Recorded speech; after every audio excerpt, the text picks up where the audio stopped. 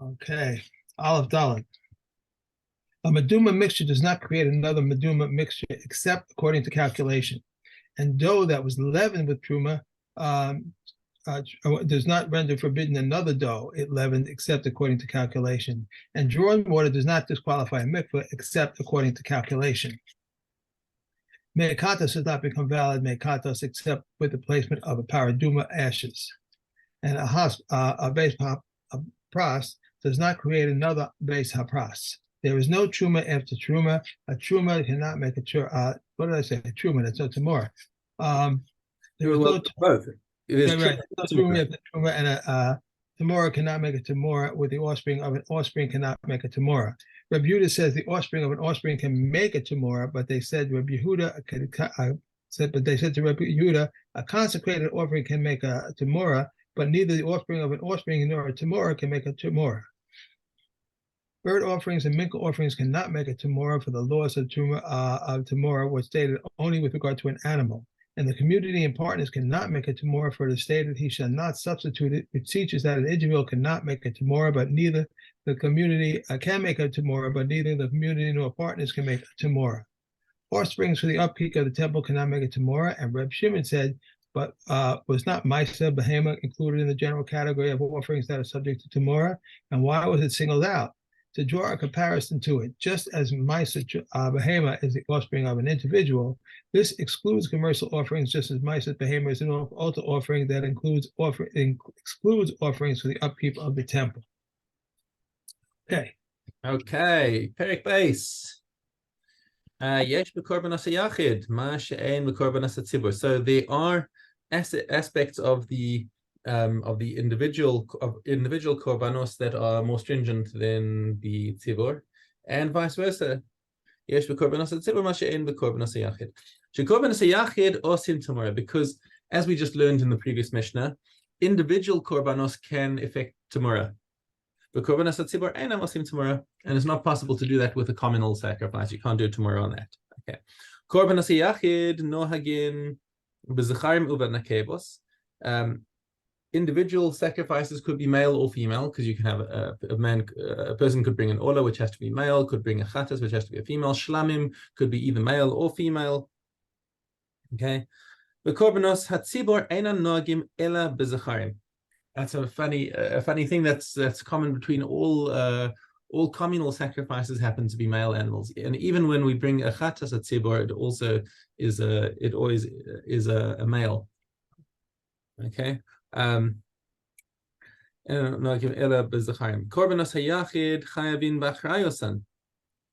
an individual brings a korban, and he makes an obligation on himself to bring a korban, he's chayav b'achrayos. He's responsible for it if it gets lost or dies. Okay, uba'achrayos niskehem, and also the libations he's responsible for bringing. Okay, v'korbanos hatzibur einan chayavin. If a korban was designated as a korban tzibur and it got lost or it died, there's no responsibility on the tzibur to replace it. Okay, v'lo b'achrayos and v'lo b'achrayos niskehem, not for them, not for the libations. Aval. But once the korban has actually been brought, then the libations do have to be brought. So if they got lost, then the community still has to bring them. Okay, yesh b'korbanos hatzibur ma she'ein b'korbanos hayachid. And what's the stringency of the communal sacrifices? She'korbanos hatzibur dochin es hashabbos ve'es hatumah. Communal sacrifices can push off Shabbos. You could even bring all the korban tamid and all of the Yom Tov and Shabbos sacrifices. They happen whether it's Shabbos or not. And even with Tumah, so if you have majority of Kohanim who are Tameh, then the Kohanim come even B'Tumah to bring the korbanos. Now we saw this also with the korban Pesach, that even if the majority of Israel is Tameh, they still bring the korban Pesach B'Tumah. But how the Kohanim go into they go in even though the time, if there's a majority, even if there is a majority of specifically if there's a majority of Kohanim who are Tameh. If there's a minority, then the Kohanim who are Tameh are not allowed to serve, of course. Right. But when the majority of Kohanim are Tameh, then they say it's too bad. They got to do the avodah even though it's betuma. Interesting. Yeah. Right. Okay. If you have a personal sacrifice to bring, an ola, shlamim, chatas, whatever it is, you're not allowed to bring it on Shabbos. Right. Right. Lo is a Shabbos, lo is a tuma, and also if you're tame, too bad. You don't bring it. You wait until you're tahor and then you bring it. Amar Rabbi Meir. Rabbi Meir says that's not really a fair distinction to make. Why? Oh, hold on. Beg your pardon. Yeah, so right. The Chavite Kohen Gadol, Upar Yom Kippurim, Korban Yachid. Those you can't really make such a comparison because the individual sacrifices that are brought by the Kohen Gadol, right? His chavitim and the par that he brings on Yom Kippur, those are in individual sacrifice, yet they both push off Shabbos and Tumah. Ela shezmanan kavua. He says you're making the wrong distinction. It's the distinction over here between what's doche Shabbos and what's doche Tumah is not because it's a korban tzibor or a korban yachid. It's because it's a korban that's got a fixed time. So that's actually it's a very good explanation that Rabbi Meir gives over here, because if you take a look, also he could also have brought a korban pesach. Korban pesach also is doche tumah, and also doche Shabbos. You could have now. Is the korban pesach an individual sacrifice? It's normally brought by groups of people, but if you have one guy who's a big guy and who can eat an entire lamb by himself, okay, then he's allowed to bring a korban pesach by himself, and that would be an individual sacrifice, and that would still be brought on Shabbos, even if you would still do the shechita on Shabbos. Okay, so Rabbi Meir's explanation actually is logical, and this is the halacha. Mishna base chatas yachid. Okay, you got to take a step back here for a bit of background information. There are 5 categories of chatas that has to be left to die, right? In other words, we cannot bring this animal as a chatas. We cannot do anything else with it. And the chatas has a particular stringency that you can't even wait for it to develop a mum and then redeem it. It can't be used for anything else once it's been designated as a chatas. And they basically just shut it up in a room, don't feed it, and wait for it to starve to death, which is awfully cruel. But that's the halacha. So those 5 categories are: if a chatas turns out to be pregnant and gives birth, so the offspring of a chatas, it's got the chatas sanctity, but it wasn't designated for any particular chait, so it cannot be brought as a korban. Temura is a chatas. If somebody did temura on the chatas sacrifice, then the second animal is kadosh, but it can't be brought.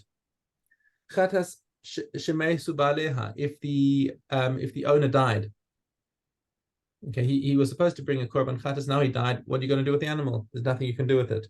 Okay.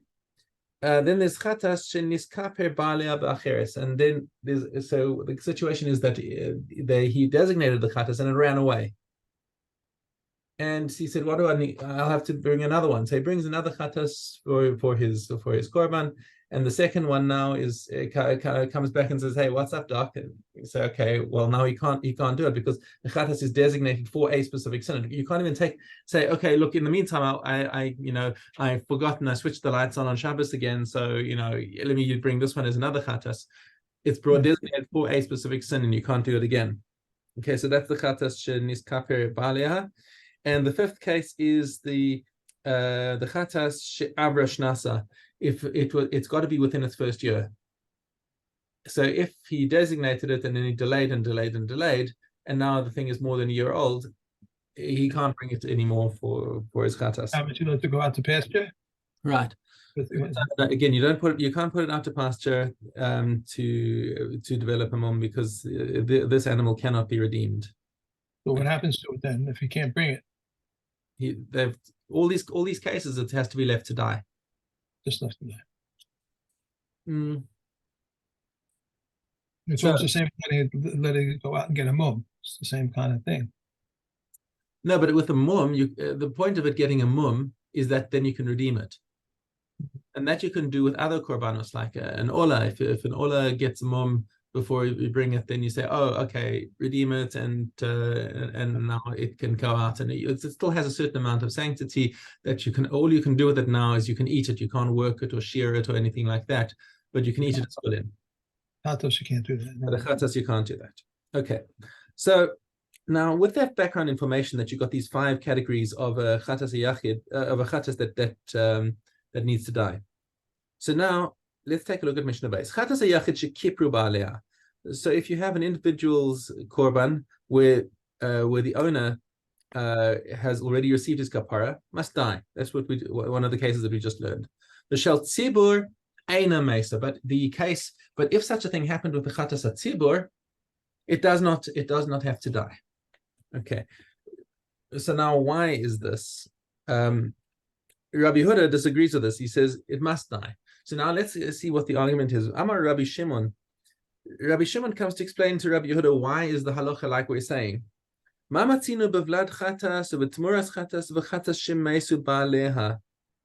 Okay. He brings the other 3 cases where a chatas has to be left to die, and I'll repeat them. The vlad chatas is a chatas that gave birth, and a temuras chatas is the one where you did a temura on it, you did an exchange, or chatas shemesu ba'aleh, or where the owners died. B'yachid dvarim amurim. All of those 3 cases, by definition, have to be individual chatas. Why? Look at the cases again. The vlad of the chatas, if the chatas gave birth, that can only be with an individual chatas because only an individual can bring a female animal.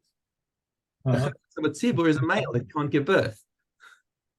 Okay, so that's one case. Temura, we just learned in the previous Mishnah that you can't do temura on a chatas on a korban tzibur. So there is no chata. So there is no temura. Okay, does not apply. Chatas shemesu ba'aleh, where the owner died. It's a chatas. If it's of a tzibur, you can't have the whole tzibur dying. It just doesn't. That's not going to happen. And if it does, then we've got worse problems than what to do with the chatas. Okay, so he says just like in those cases, all of them are referring only to the yachid. The yachid devarim amurim aval lo b'tzibur av shekipru b'habalim. So similarly, in the case where you could technically apply it to a tzibur, where they already received kapara because the animal ran away and then they brought another one and then the animal came back, or it got older and it's now past its sell-by date. Okay, b'yachid dvarim amurim aval lo b'tzibur. So Rabbi Shimon says that's why this law of the chatas needs to die only applies to a korban yachid, not to a korban tzibur. Okay, v'chein halacha, I believe. Yeah, halacha ka Rabbi Shimon, that the chatas tzibur is not left to die. Okay, Mishnah Gimel. Chomer b'kodshim b'temura. So there is a stringency in kodshim over temura. What is that? With temura b'kodshim, and also with temura over kodshim. Shakodshim osim temura, because you can make temura from something that was kadosh. Ve'ein temura ose temura, but temura cannot make temura. We already learned you can only do 1 degree of temura. You can't do 2. Tzibur v'shutafim makdishim. Okay, so a community and partners are allowed to be makdish an animal, aval lo mamirim, but you can't have partners or a community doing temura. Okay, makdishim avarim v'ubarim. It is possible to be makdish limbs and even fetuses, aval lo mamirim. As we learned in a previous Mishnah, it's not possible to do temura onto limbs or onto fetuses. Chomer b'temura, however, there's a stringency temura. She'a kedusha chala al balas mum kavua. If a person tries to be makdish, you've got an animal that's already got a broken leg or something, and he says, I'll be makdish this one. The kedusha is not even going to take effect. I mean, it still has to be redeemed, but it can go out and can be treated like a completely chulin animal because the mum preceded the hekdesh.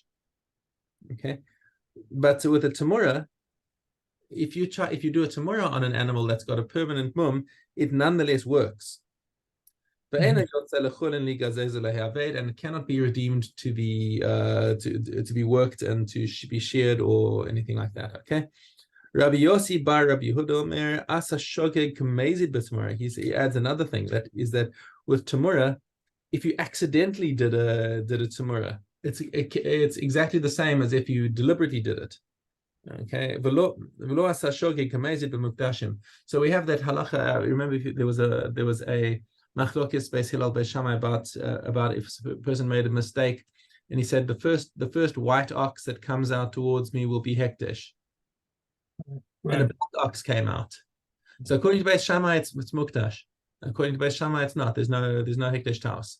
So hekdesh taos hekdesh according to beis Shammai, but the halacha is like beis Hillel.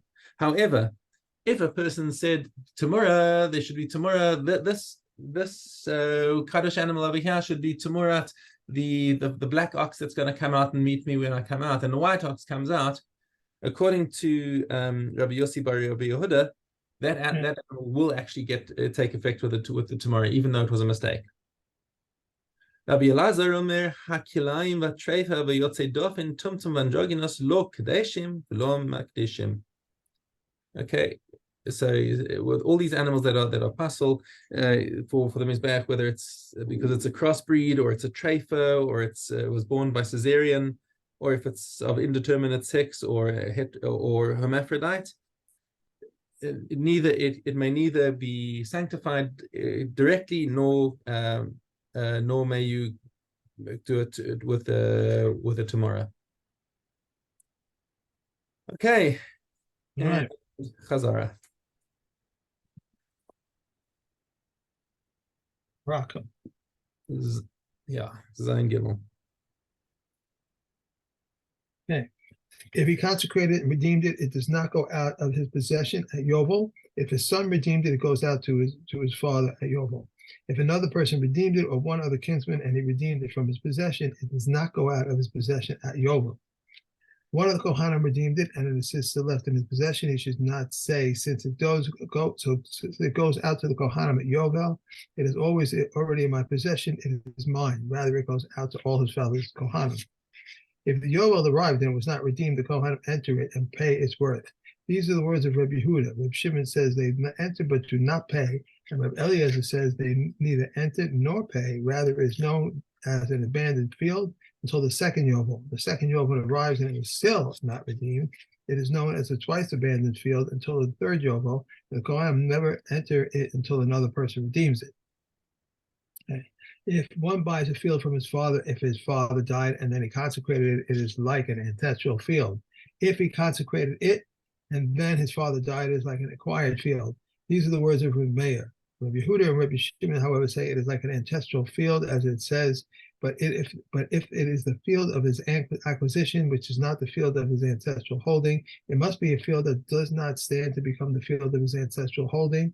This excludes this field, which stands to become the field of his ancestral holding. And an acquired field does not go out to the Kohanim at Yovel because a person cannot consecrate something that is not his. Kohanim and Levim may always consecrate and may always redeem, but both before Yisrael and after, before Yovel and after Yovel. Okay. Bechoros.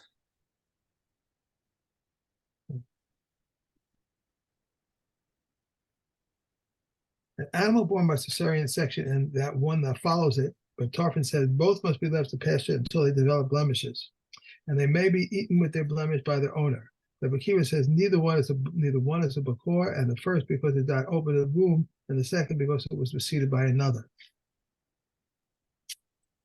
If one buys an animal from a non-Jew and it is not known whether it had been born its first offspring or not, Rabbi Yishmael says the offspring of a goat in its first year certainly belongs to a Kohen. From here on, it is questionable. And the offspring of an ewe in its second year certainly belongs to a Kohen. From here on, it is questionable. The offspring of a cow or donkey in its third year certainly belongs to a Kohen. From here on, it is questionable. The Bakiva said to him, if offspring alone would exempt the animal, it would be as if you say, it would be as you say, but they said the sign of offspring in small livestock, it is a womb discharge. In a livestock, an amniotic sac, and in a woman, an embryo or an amniotic sac.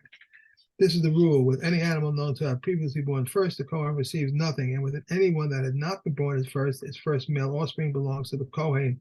If it is questionable, it may be eaten in its blemished state by the owner. If Eliezer ben Yaakov says if a large livestock animal whose discharge of massive congealed blood, it must be buried, and it must be exempt from the laws of Bakor. Rabbi Shimon ben Gamliel says, if one buys a nursing animal from a non-Jew, he need not suspect that it was the offspring of another animal. If he entered among his flock and saw that those that had just been born for the first time were nursing, and those that had previously born were nursing as well, he need not suspect that the offspring of this one came and to that one, and that one offspring came to this one. Okay. That's it. Okay, Zvachim Zain Gimel Beis. Sorry, Gimel Hay. If one slaughters consecrated animals with the intent to eat its fetus or afterbirth outside, he is not redented at pigol. If one performs maliga on turtle doves within the courtyard in order to eat their eggs outside, it is not redeemed as pigol. The milk of consecrated animals and instead the eggs of turtle doves, one is not liable in regard to them for pigol, nosa, or tummy. If he slaughtered it with the intent to have its blood or its sacrificial parts until the next day or to take them outside the courtyard, the Yehuda invalidates the offspring, but the state is validated. If he slaughtered it within the intent to apply it as to the ram or not opposite the altar base, or to apply that which should be applied to its lower part of the altar base, or to apply that which should be applied to the upper part of the altar below, or to apply that which would be applied within the sanctuary on the outside, or that which should be applied outside the sanctuary within it, or so that people who are from Tameh should eat it, or that people who are Tameh should offer it up on the altar, so that uncircumcised person should eat it, and then so the uncircumcised person should offer it up or break it up the bones of a Pesach offering, or to eat half of it raw, or to mix its blood with blood that is disqualified. It is valid, for intent does not invalidate it, except for intent to consume beyond the time and outside its area. And the intuition and the intention to slaughter the Pesach and Takatas offerings for designation other than their own. Beit Shammai said all offerings with blood is applied to the outer altar if made just one application is, or for effective atonement, but with the Katos offering 2 applications. Hillel said, even with the Katos, if he just made 1 application is with effective atonement. Therefore, if one applied the first one properly and the second one with an intent for beyond the time, has effective atonement. He has effective atonement. If he applied the first one with intent for beyond its time, and the second one with the intent for outside its time, is pigol, and one is lost in Paris. Okay. On to Kedushin.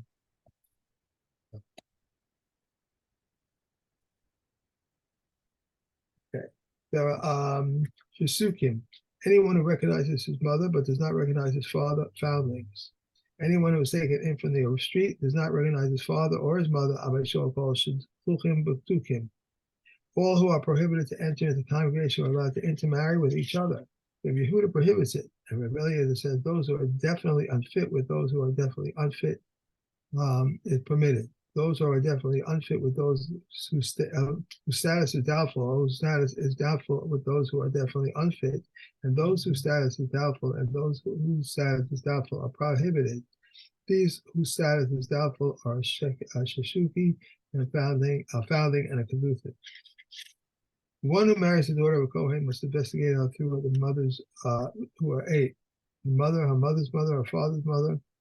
Her mother, her mother's mother, her mother's father, mother and mother, her father's mother and her mother, and her father's mother and mother. If she is the sort of a Levi, one Yisrael, one more is added to them. Okay. From the altar and upward is not investigated. We've done 3. Okay, Erevin.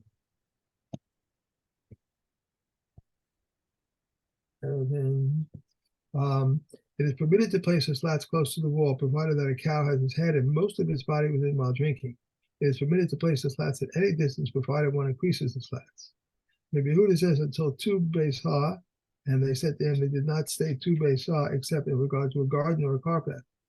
Whether it was a fold or a corral or a backwater or a courtyard, even 5 koren, even 10 koren, it is permissible and is permitted to place the slats at any distance provided one adds slats. Additionally, Rabbi Yehuda says if the general traffic passes between them, it must be diverted to the side, but the sages say it's unnecessary. Whether a public cistern, a public well, or a private well, they may erect slats. But for a private cistern, it must erect a partition 10 to fucking high.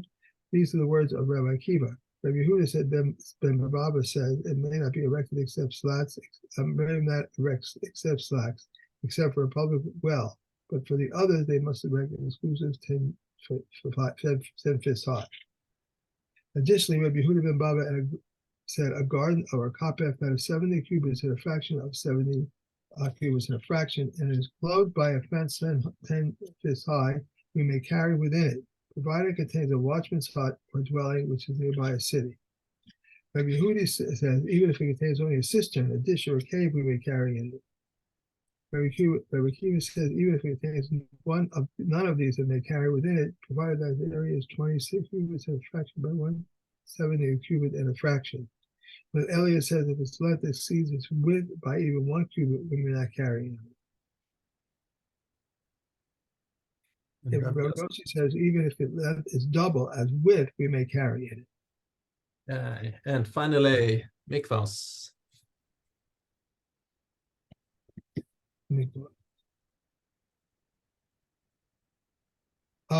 If one places a board under a pipe, if it has a rim, it disqualifies a mikvah. If not, it does not disqualify a mikvah.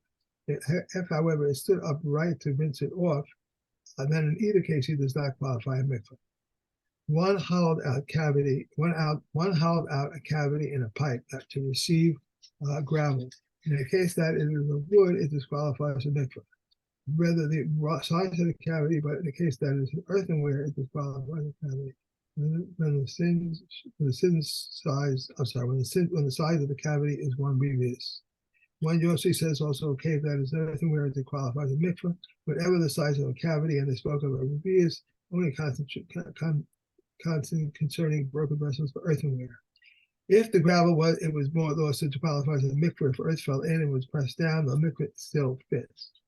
A pipe which is narrow at both ends and wide in the middle does not qualify a mikvah because it was not made to receive.